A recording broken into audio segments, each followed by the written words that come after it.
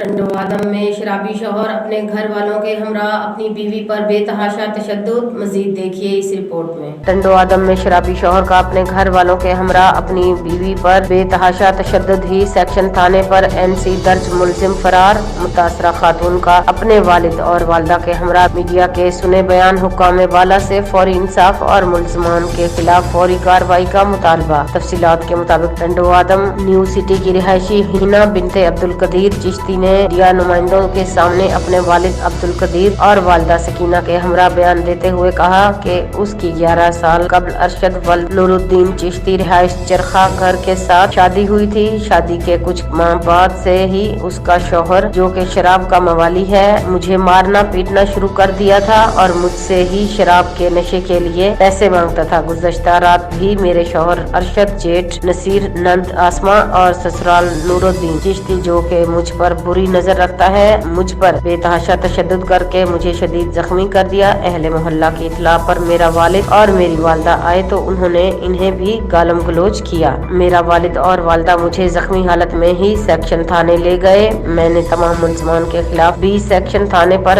NC درج کرائی۔ Police نے مجھے علاج کے لیے لیٹر دیا، مگر ابھی تک ملزمان کے خلاف کوئی کارروائی نہیں کی گئی۔ متاثرہ ہینا خاتون نے حکام بالا سے پرزور اپیل کی کہ تمام ملزمان کو فوری گرفتار کیا جائے اور مجھے انصاف فراہم کیا جائے۔